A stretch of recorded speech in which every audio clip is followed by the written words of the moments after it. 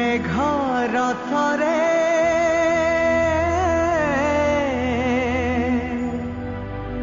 মহাবিক্রমে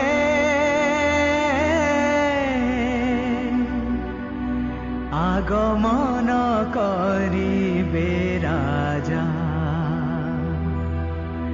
রাজা আগমন করিবে রাজা।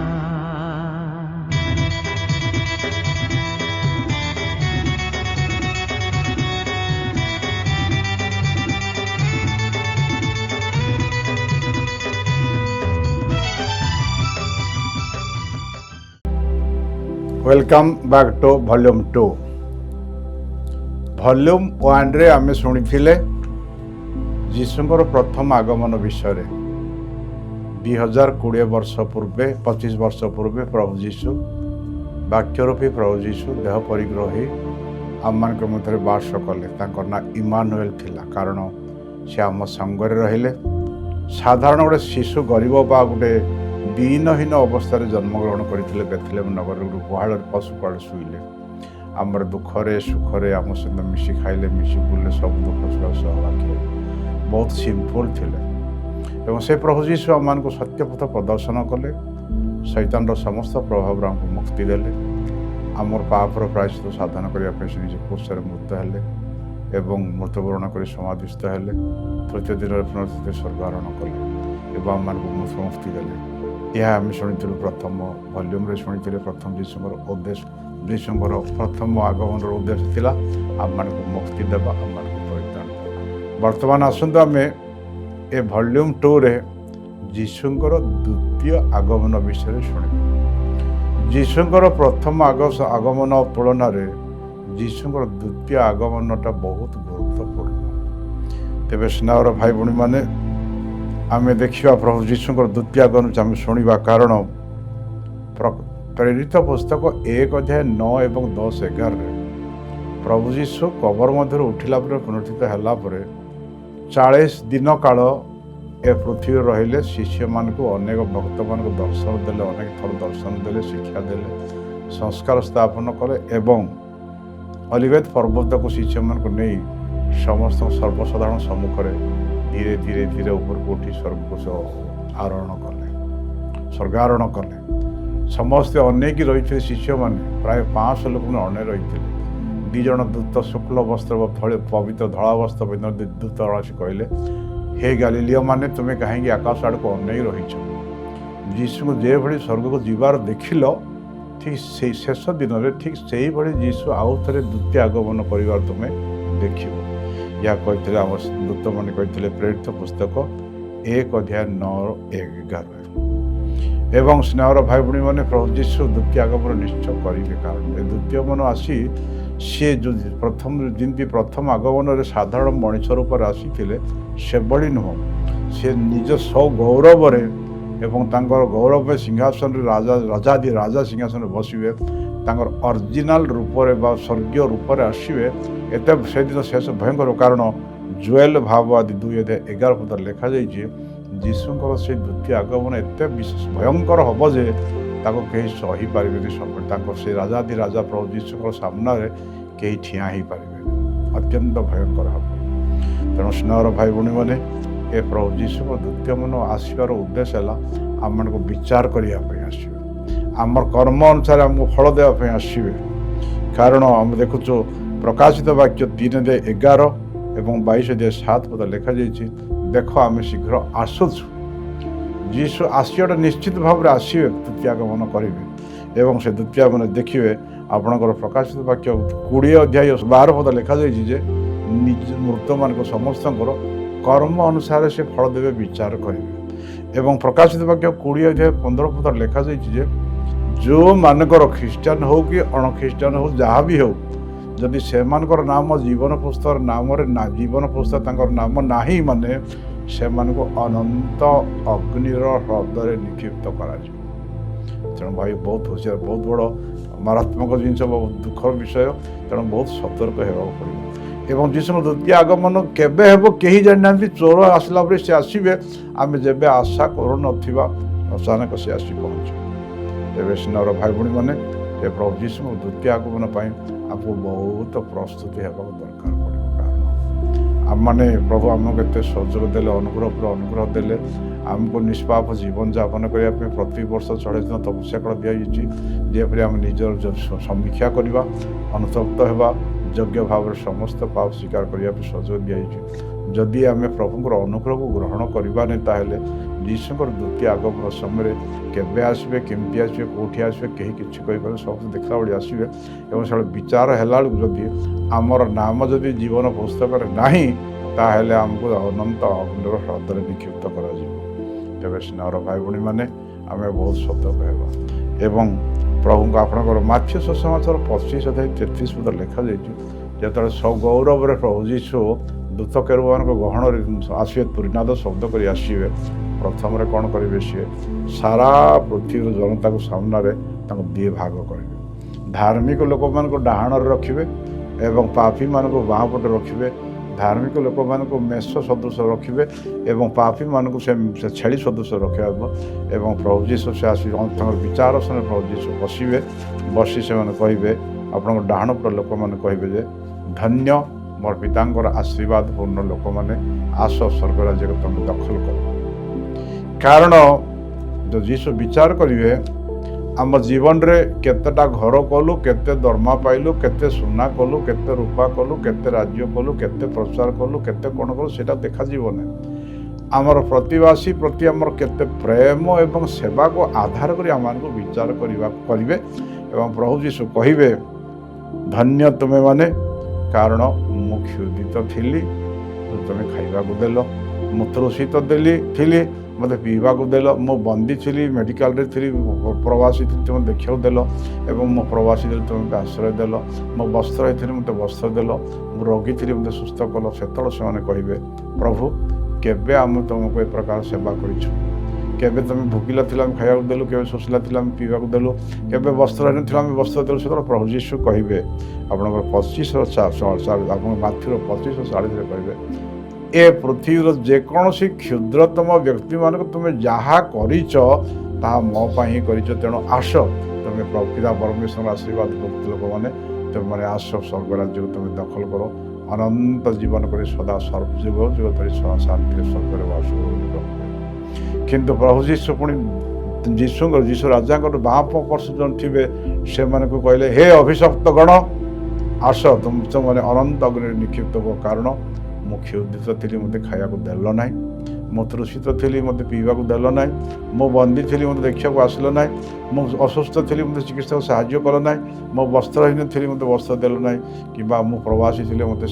ଆଶ୍ରୟ ଦେଲ ନାହିଁ। ତ ସେମାନେ ବି ଦାବି କରି କହିବେ ଯେ, ପ୍ରଭୁ କେବେ ଆମେ ତୁମକୁ ଭୋକିଲା ଦେଖି ଖାଇବାକୁ ଦେଇନୁ, ଶୋଷିଲା ଦେଖି ପାଣି ପିଇବାକୁ ଦେଇନୁ, ବା ଅଭାବ ଅସୁବିଧା ଦେଖି ଆମେ ସାହାଯ୍ୟ କରିନୁ? ସେତେବେଳେ ପ୍ରଭୁ ଯୀଶୁ କହିବେ, ଯଦି ତୁମେ ପୃଥିବୀର କ୍ଷୁଦ୍ରତମକୁ ଯାହା କରିନ ତାହା ମୋତେ କରିନ, ତେଣୁ ଯାଅ ତୁମେ ଅଭିଯୁକ୍ତ, ଗେଟ୍ ଆଉଟ୍, ଯାଅ ତୁମେ ନରକ ଅଗ୍ନିରେ ନିକ୍ଷିପ୍ତ ବୋଲି କହିବେ। ତେଣୁ ବହୁତ ଦୁଃଖ ଅନୁତାପର ବିଷୟ। ତେଣୁ ସ୍ନେହର ଭାଇ ଭଉଣୀମାନେ, ଏ ପୃଥିବୀ କାଳରେ ଆମେ ସତର୍କ ହେବା, ଏ ବାକ୍ୟରୁ ଆମେ ସତର୍କ ହେବା ଯେ ଆମ ଜୀବନରେ ପ୍ରଭୁ ଆମକୁ ଅନେକ ଅନୁଗ୍ରହ ଢାଳିଛନ୍ତି ସତ, କିନ୍ତୁ ଯଦି ଆମେ ପ୍ରତିବାସୀ, କାରଣ ପ୍ରଭୁ ଯୀଶୁ କହିଲେ ଯେ ଆପଣଙ୍କର ଜନ୍ର 13:14-13-44 କହିଲେ ଯେ, ମୁଁ ତୁମକୁ ଏକ ନୂତନ ଆଜ୍ଞା ଦେଉଛି। ନୂତନ ଆଜ୍ଞାଟା କ'ଣ ହେଲା? ମୁଁ ଯେପରି ତୁମମାନଙ୍କୁ ପ୍ରେମ କରୁଛି, ତୁମେ ମୋତେ ପ୍ରତିବାସୀକୁ ପ୍ରେମ କର। ପ୍ରଭୁ ଆମର ଶେଷ ଦିନରେ ବିଚାର କରିବେ, ଆମେ କେତେ ବଡ଼ ଚାକିରି କରୁଥିଲୁ, ବା କେତେଟା ବିଲ୍ଡିଂ କଲୁ, ବା କେତେ ସୁସମାଚାର ପ୍ରଚାର କଲୁ, କେତେ ଗିର୍ଜାଘର କଲୁ, କେତେ ସାମାଜିକ ସୋସିଆଲ ୱାର୍କ କଲୁ, ବା କେତେ ସମାଜ ମଙ୍ଗଳ କାମ କଲୁ, ସେଗୁଡ଼ା କିଛି ଦେଖିଯିବନି। କେବଳ କେତେ ପ୍ରତିବାସୀକୁ କେତେ ସେବା କରିଛୁ, ବା କେତେ ଲୋକମାନେ ଅନାହାର ଲୋକଙ୍କୁ ଖାଇବାକୁ ଦେଇଛୁ, କେତେ ଲୋକ ବସ୍ତ୍ର ଦେଇଛୁ, କେତେ ରୋଗୀମାନଙ୍କୁ ସେବା କରିଛୁ, କେତେ ପ୍ରତିବାସୀ ସେବା କରିଛୁ, କେତେ କ'ଣ କରିଛୁ, ସେଇ ସେବା ଏବଂ ପ୍ରେମକୁ ଆଧାର କରି ହିଁ ପ୍ରଭୁ ଯୀଶୁ ଆମକୁ ଶେଷ ବିଚାର କରିବେ। ଏବଂ ଯଦି ଆମେ ସେ ପ୍ରକାର ଅବହେଳା କରିବୁ, ତାହେଲେ ଆମକୁ ଅନନ୍ତ ଅଗ୍ନିରେ ନିକ୍ଷିପ୍ତ କରାଯିବ। ତେବେ ସ୍ନେହର ଭାଇ ଭଉଣୀମାନେ, এই ବିଷୟରେ ଆପଣଙ୍କର ଦ୍ୱିତୀୟ ଆଗମନ ବିଷୟରେ ମଧ୍ୟ ପ୍ରଥମ ଥେସଲୋନିୟ 4:16 ଏବଂ 17 ଲେଖାଯାଇଛି ଯେ, ଯେତେବେଳେ ପ୍ରଭୁ ଯୀଶୁ ରାଜାଧିରାଜା ପ୍ରଭୁ ଯୀଶୁ ଗୌରବରେ ଅରିଜିନାଲ ରୂପ ଧରି, ସ୍ୱର୍ଗୀୟ ରୂପ ଧାରଣ କରି ଦୂତ କେରୁବମାନଙ୍କ ଗହଣରେ ଆସିବେ, ତୁରୀନାଦ କରିବେ, ଯୀଶୁଙ୍କ ସେ ତୁରୀନାଦର ଶବ୍ଦରେ ଯେଉଁମାନେ ପ୍ରଭୁ ଯୀଶୁଙ୍କ ଠାରେ ବିଶ୍ୱାସ କରି ମୃତ୍ୟୁବରଣରେ କବରସ୍ଥ ହୋଇଛନ୍ତି ସେ କବର ପ୍ରଥମରେ ସେମାନେ ଆଗ ଉଠି ଠିଆ ହେବେ ଏବଂ ସେ ସମସ୍ତଙ୍କୁ ଯେଉଁମାନେ ଉଠିବେ ଧାର୍ମିକ ଲୋକ ଉଠିବେ ସେମାନଙ୍କୁ ଏବଂ ଯୀଶୁଙ୍କର ଦ୍ୱିତୀୟ ଆଗମନ ସମୟରେ ପୃଥିବୀରେ ଯେଉଁମାନେ ଧାର୍ମିକ ଲୋକ ଥିବେ ସେମାନଙ୍କୁ ଉଭୟଙ୍କୁ ମିଶେ ଧୀରେ ଧୀରେ ଶୂନ୍ୟ ଆକାଶ ଧୀରେ ଉଠେ ବେଲୁନ ଉଠିଲା ପରେ ଉଠେ ନେବେ ଏବଂ ଆକାଶ ମଣ୍ଡଳରେ ଯୀଶୁଙ୍କ ସହିତ ସାକ୍ଷାତ କରିବେ ଏବଂ ଯୀଶୁ ସେମାନଙ୍କୁ ପାଶରେ ନେଇକି ସ୍ୱର୍ଗକୁ ନେବେ। ତେବେ ସ୍ନେହର ଭାଇ ଭଉଣୀମାନେ ସେ ପ୍ରଭୁ ଯୀଶୁ ଆମେ ବି ଯଦି ଧାର୍ମିକ ଜୀବନ ଯାପନ କରିବା ଆମେ ଯଦି ଅନୁତାପ ଜିନିଷ କରିବା ପ୍ରଭୁଙ୍କର ବାକ୍ୟଭିତ୍ତିକ ସଂସ୍କାର ଭିତ୍ତିକ ଜୀବନ ଯାପନ କରିବା ତାହେଲେ ଆମେ ମଧ୍ୟ ସଶରୀର ସ୍ୱର୍ଗକୁ ଯିବାର ଚାନ୍ସ ଅଛି ବା ସୁଯୋଗ ରହିଛି। କାରଣ ଆପଣ ପ୍ରଥମ ଜହନ 2:17 ଲେଖାଯାଇଛି ଯେ ଏ ସ୍ୱର୍ଗ ଏ ପୃଥିବୀ ସବୁ ଲୋପ ପାଇବ, ଏ ପୃଥିବୀର ସବୁ ଭୋଗବେଳ ସବୁ ଲୋପ ପାଇବ, କିନ୍ତୁ ଯେଉଁମାନେ ଈଶ୍ୱରଙ୍କର ଦିବ୍ୟ ଇଚ୍ଛା ଭିତ୍ତିକ ଜୀବନ ଯାପନ କରୁଛନ୍ତି ସେମାନେ କେବେ ଲୋପ ପାଇବେ। ଈଶ୍ୱରଙ୍କର ଦିବ୍ୟ ଇଚ୍ଛା ଆମେ ପାଳନ କରି ଜୀବନ ଯାପନ, କାରଣ ଆମେ ଦେଖୁଛୁ ଆପଣଙ୍କର ଏଲିୟ ଏବଂ ହାନକ ଏବଂ କୁମାରୀ ମାରିଆ ଭଳି ପବିତ୍ର ଲୋକ ଯେଉଁମାନେ ଈଶ୍ୱରଙ୍କର ଦିବ୍ୟ ଇଚ୍ଛା ଜୀବନ ଯାପନ କଲେ ସେମାନେ ସଶରୀର ସ୍ୱର୍ଗକୁ ଯାଇଛନ୍ତି। ଆମେ ବି ଯଦି ଈଶ୍ୱରଙ୍କର ଦିବ୍ୟ ଇଚ୍ଛା ପାଳନ କରିପାରିବା ତାହେଲେ ଆମର ପ୍ରଥମ ଥେସଲୋନିୟ 4:16 ଲେଖା ପ୍ରକାରେ ଆମେ ମଧ୍ୟ ପ୍ରଭୁ ଯୀଶୁଙ୍କର ଦ୍ୱିତୀୟ ଆଗମନ ସମୟରେ ପ୍ରଭୁ ଆମକୁ 5ଟି ଶୂନ୍ୟ ଆକାଶ ଆମକୁ ଗ୍ରହଣ କରିବେ ଏବଂ ସେଠାରୁ ସିଧା ଆମକୁ ନେବେ। ତାର ଅର୍ଥ ହେଲା ଆମେ ବି ଯଦି ଈଶ୍ୱରଙ୍କର ବାକ୍ୟଭିତ୍ତିକ ସଂସ୍କାରଭିତ୍ତିକ ଜୀବନ ଯାପନ କରିବା ବା ପିତାଙ୍କର ଦିବ୍ୟ ଇଚ୍ଛା ପାଳନ କରିବା ତାହେଲେ ଆମେମାନେ ମଧ୍ୟ ନ ମରି ମଧ୍ୟ ସଶରୀର ସ୍ୱର୍ଗ ଯିବାର ଚାନ୍ସ ଏବେ ବି ରହିଛି। କାରଣ ଆମର ଇଂଲିଶରେ ଗୋଟେ ପ୍ରବାଦ ଅଛି, every saint had a past, every sinner has a future. ଅର୍ଥାତ୍ ଆଜି ଯେଉଁମାନେ ସାଧୁ ବୋଲି ଘୋଷଣା ପାଇଛନ୍ତି ଅତୀତରେ ସେମାନେ ପାପୀ ଥିଲେ, ଭୁଲ କାମ କରିଥିଲେ, କିନ୍ତୁ ସେମାନେ ମନ ପରିବର୍ତ୍ତନ କରି ଭଲ ଜୀବନ ଯାପନ କଲେ ଆଜି ସାଧୁ ହୋଇ ପ୍ରଭୁଠାରେ ଅଛନ୍ତି। ଏବଂ ପ୍ରତ୍ୟେକ every sinner has a future, ତାର ଅର୍ଥ ହେଲା ଆମେ ସମସ୍ତେ ପାପୀ, ଆମର ମଧ୍ୟ ଭବିଷ୍ୟତ ରହିଛି। କାରଣ ଆମେ ଏବେ ପାପୀ, ବିଭିନ୍ନ ପ୍ରକାର ପାପ, କିନ୍ତୁ ଆମେ ଯଦି ଅନୁତପ୍ତ ହେବା ମନ ପରିବର୍ତ୍ତନ କରିବା ପ୍ରଭୁ ଆମର ସମସ୍ତ ପାପ କ୍ଷମା କରିବା ପାଇଁ ପ୍ରସ୍ତୁତ ଅଛନ୍ତି ଏବଂ ଆମେ ମଧ୍ୟ ସଶରୀର ସ୍ୱର୍ଗ ଯିବାର ସୁଯୋଗ ରହିଛି। ତେଣୁ ପ୍ରଭୁ ଆମମାନଙ୍କୁ ମଧ୍ୟ ଅନନ୍ତ ଜୀବନ ଦେବେ। ତେଣୁ ଆମେ ସେହି ପ୍ରକାର ପରମେଶ୍ୱରଙ୍କ ବାକ୍ୟ ଭିତ୍ତିକ ସଂସ୍କାର ଭିତ୍ତିକ ଜୀବନ ଯାପନ କରିବା। କାରଣ ଯେ ମୁଁ କହିଲି ପ୍ରଥମ ଜହନ 2:17 ଲେଖାଯାଇଛି ଯେ ଯେଉଁମାନେ ଈଶ୍ୱରଙ୍କର ଦିବ୍ୟ ଇଚ୍ଛା ପ୍ରକାର ଜୀବନ ଯାପନ କରନ୍ତି ସେମାନେ ନ ମରି ମଧ୍ୟ ସ୍ୱର୍ଗକୁ ଯିବାର ସୁଯୋଗ ରହିଛି, ସେମାନେ ଅନନ୍ତ ଜୀବନ ପାଇବାର 100% ସୁଯୋଗ ରହିଛି। ତେଣୁ ସ୍ନେହର ଭାଇ ଭଉଣୀମାନେ ଆମେ ସେହି ପ୍ରକାର ସେଥିପାଇଁ ପ୍ରଭୁ ଯୀଶୁ ମାଥ୍ୟୁ 7:21 କହନ୍ତି, ଯେଉଁମାନେ ଦିନ ରାତି ପ୍ରଭୁ ପ୍ରଭୁ କହିବେ ସେମାନେ ନୁହଁ ବରଂ ଯେଉଁମାନେ ମୋର ପିତାଙ୍କର ଦିବ୍ୟ ଇଚ୍ଛା ପ୍ରକାର ଜୀବନ ଯାପନ କରନ୍ତି ସେମାନେ ହିଁ ସ୍ୱର୍ଗ ରାଜ୍ୟରେ ପ୍ରବେଶ କରିବେ। ଏବଂ ରୋମିଓ 2:13 ଲେଖାଯାଇଛି ଯେ ଶୁଣିବା ଲୋକମାନେ ପରିତ୍ରାଣ ପାଇବେ ନାହିଁ, କିନ୍ତୁ ପ୍ରଭୁଙ୍କର ବାକ୍ୟ ପାଳନ କରିବା ଲୋକମାନେ ପରିତ୍ରାଣ ପାଇବେ। ତେଣୁ ପ୍ରଭୁ ଯୀଶୁ ଆହୁରି କହୁଛନ୍ତି ଯେ ମାଥ୍ୟୁ ସୁସମାଚାର 15:8-9 ଏ ଜନତା ମୋତେ ଖାଲି ମୁହଁରେ ଓଠରେ ପ୍ରଭୁ ପ୍ରଭୁ ବୋଲି ମୋର ଜୟ ଗୀତି ଗାନ କରନ୍ତି, କିନ୍ତୁ ସେମାନଙ୍କର ହୃଦୟ ମୋଠାରୁ ବହୁତ ଦୂରରେ ରହିଛି। ତେଣୁ ସ୍ନେହର ଭାଇ ଭଉଣୀମାନେ ଆମେ ଖାଲି କଥା କହିଲେ ହେବ ନାହିଁ, ଖାଲି ମୁହଁରେ ଗୀତ ଗାଇଲେ ହେବନି, ଖାଲି ଜୟ ଯୀଶୁ ପ୍ରେସର ତାଳି ମାରିଲେ ହେବ ନାହିଁ, କିନ୍ତୁ ଆମେ ଈଶ୍ୱରଙ୍କର ଦିବ୍ୟ ଇଚ୍ଛା ଜୀବନ ଯାପନ କରିବା ଯଦି ଆମେ ନିଶ୍ଚିତ ଭାବରେ ଦ୍ୱିତୀୟ ଆଗମନରେ ପ୍ରଭୁ ଯୀଶୁଙ୍କ ସହିତ ସ୍ୱର୍ଗକୁ ଆମେ ଯାଇପାରିବା। ଈଶ୍ୱରଙ୍କର ଦିବ୍ୟ ଇଚ୍ଛା କ'ଣ? ଈଶ୍ୱରଙ୍କର ଦିବ୍ୟ ଇଚ୍ଛା ହେଲା ପ୍ରଥମ ଥେସଲୋନିୟ 5:18 ଲେଖାଯାଇଛି, ସବୁ ବିଷୟ ପାଇଁ ଈଶ୍ୱରଙ୍କୁ ଧନ୍ୟବାଦ ଦେବା,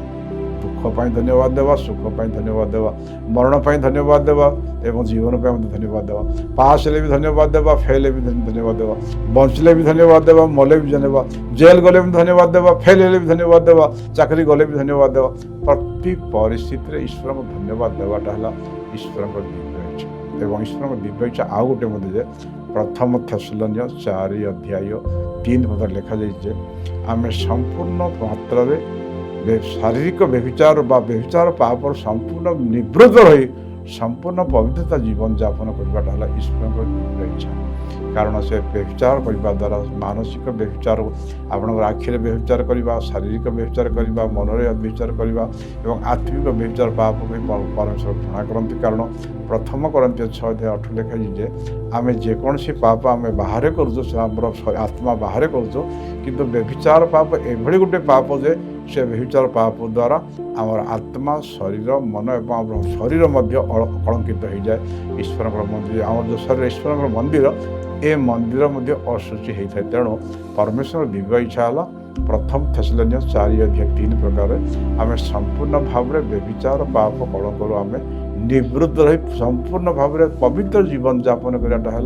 परम ईश्वर इच्छा। कारण लेवी पुस्तक 1:11 लिखाई जे पिता परमेश्वर पवित्र जे पिता परमेश्वर पवित्र तुम्हें मध्य पवित्र हो। आम पवित्रता रक्षा करवा पवित्र जीवन यापन कराटा ही आम सबुठ ईश्वर दिव्य इच्छा। तेणुक आम सब प्रकार पापर निवृत्त रहा विशेषकर यौन व्यभिचार पापर संपूर्ण निवृत्त रही ही पिता परमेश्वर जो पवित्र पुत्र परमेश्वर पवित्र पवित्र आत्मा परमेश्वर पवित्र से पवित्र आत्मा आसी आम हृदय बास कर आम दिव्य परिचरण परिचालित करेंगे एवं आम समस्त निश्चित आपणकर द्वितीय आगमन में आम जीशु द्वारा सामना करवा से समय प्रभु जीशु आमको शून्य आकाश में ग्रहण कर मेघमंडल ग्रहण कर शांति आराम खुशी सब गौरव आमको स्वर्गराज्य ने से स्वर्गराज्य आम स्थान करवा हेले ए द्वितीय आगमन आसवाई आपणकर माथ्यू सुसमाचार 24 अध्याय क्लीयर भाव लिखा जाए द्वितीय आगमन जीशु आसिए द्वितीय आगमन करेंगे तार लक्षण कौन लिखाई आपणकर माथ्यू सुसमाचार 14 अध्याय 11 और 24 ठारू आरंभ कर लिखाई जगत शेष समय स्थाने स्थाने युद्ध हेब महामारी हेब भूमिकंप हेब करोना हेब आप महामारी मान जमी आप करोना है से भाई अनेक महामारी हेब भूमिकंप हेब सुनामी हेब एवं लोक प्रेम शीतल हेब एवं बापा माने पुओ को धरेदेवे पुओ मैंने बापा को धरेदेवे परस्पर हणाकटा हे देश देश युद्ध हेब विभिन्न प्रकार दुर्विपाक एवं शेष एभली हेब जे जह्नर लाल हो सूर्य आलोक देवनी जह्न पूरा पूरा रेड हो तंबापुरी कलर हो दिन आलो रही रात्रि अंधकार रही ए प्रकार विभिन्न प्रकार क्लेश आसो एवं जीशु को नाम सकाशे आमको अनेक ताड़ना निर्यातना आसो कष्ट आसो आम मान को अरेस्ट करा आम को जेल निमको हाणी दिज्व मारी दिज्व एवं माथ्यू सुसमाचार 24:13 पद लिखा जाए जो मैंने शेष पर्यंत धैर्य धरी विश्वास बंचे रखिथे से माने ही परित्राण पाइबे से दिन प्रेरणा करेंगे। कारण अब लिखाई माथ्यू 24:24 लिखा जाए से शेष काल में अनेक भंड ख्रीष्ट अनेक भंड भावती आविर्भाव हे से माने एते चिन्ह एवं अद्भुत कार्य करेंगे जे हिलिंग विजन विभिन्न करेंगे जे आवश्यक हेले प्रभुंकर मनोनीत लोक मान प्रतारणा कर ठकीदेवे। तेणुक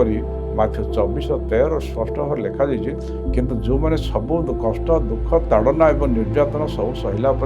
जो ताड़ना आस सब सही जो मैंने शेष पर्यंत विश्वास बंचे रखे धैर्य धरी रे से माने ही परित्राण पाए विजय मुकुट। कारण आप द्वितीय तिमोथी 4:7-8 साधु पाउल कहले मैं एक युद्ध भल युद्ध लड़ी सारी एक भल दौड़ दौड़ी सारी प्रभु विजय होती प्रभु मत जीवन मुकुट देवे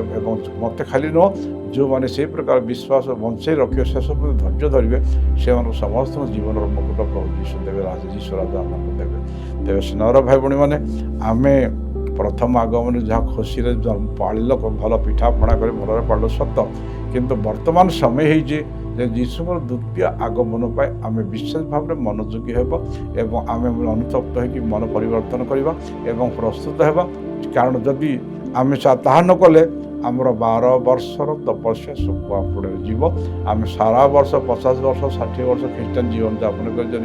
अनंत अग्नि निक्षिप्त हे ताले आमर सबू जाक पंड हे। तेणु एबे ही आम मान सतर्क होवार घंटी लगी द्वितीय जहाँ प्रभु जो कहते जगत शेष समय विभिन्न लक्षण देखादेव से लक्षण सब देखा सरला स्थाने स्थाने युद्ध चली भूमिकंप हो महामारी हो कोरोना हो विभिन्न प्रकार हो हणाकटा भी चली सुनामी हो सब हो तार अर्थ है अति निकट अल्प दिन पर आम माने द्वितीय जीशु द्वितीय आगमन हम जीशु राजा विचारपति भाव में आसवे आ छोट शिशु हो गुहाल घरे जन्म हेबेनी से ओरिजिनल स्वर्गीय रूप आसवे एभली रूप आसवे सामना सामने आम ठिया ही पार देखिपारे एवं से ही समय आम समस्त विचार ऑटोमेटिक हे आपको विचार ट्रायल करने दरकार युक्तितर्क किसी नथियो जदि आमर ना आम जीवन पुस्तक ना सीधा सड़क आम सीधा पठेदेवे आपणकर अग्नि हृदय पठेदेवे। तेणु आमर ना जेपरी जीवन पुस्तक रही चेष्टा करवा आमर ना भोटर लिस्ट रहा बड़ कथा ना कि आपणकर आधार कार्ड रहा बड़ कथा ना कि किंवा जन्म तारीख रहा बड़ कथा ना कि स्कूल कॉलेज ना रहा बड़ कथा ना किंतु आम चेष्टा करें ये जीवन यापन कर जमी कि आमर नामटा जीवन पुस्तक लिखित हो स्थान पाइब से आम दिन राति उद्योगी होगा प्रार्थना करवा तेबे ही आम द्वितीय आगमन को प्रभु यीशु सामना करवा एवं आम दिन प्रभु यीशु आम उद्धार कर तेणु स्नेहर भाई भाई मैंने आपण मैंने मत समस्ते भल्यूम भलरे शुणी समस्त धन्यवाद दूसरी समस्त को जय जीशु आपण मैंने मेसेज शुणला आपण मैंने जदि जहाँ कमेंट दिया कथा कमेंट देवे जदि आमर चैनल को सब्सक्राइब करना जदि कर भल कथा जदि सब्सक्राइब करना दयापूर्वक आमर चैनल आत्मिक आहार को आप सब्सक्राइब करदे ताहले आप प्रति मसरे डेढ़ मसे गोटे गोटे नुआ नुआ मेसेज सब बेले पाथे आम कंफर्टेबली आप घरे बसी सेजर शोक बाड़ी बगीचा रही ना बगड़ थे कि कम क्षेत्र रही मत आराम से आपंकर मोबाइल आप वाक्य शुणिपारे तेणु से वाक्य ही आप परित्राण देवे तेणु स्नार भाई मैंने समस्त धन्यवाद रही जय जीशु।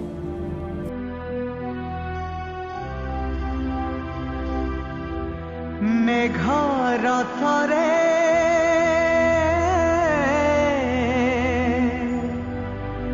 महाविक्रमे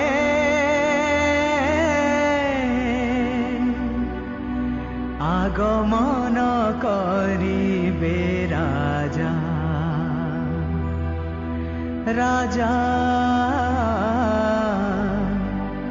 आगमन करिबे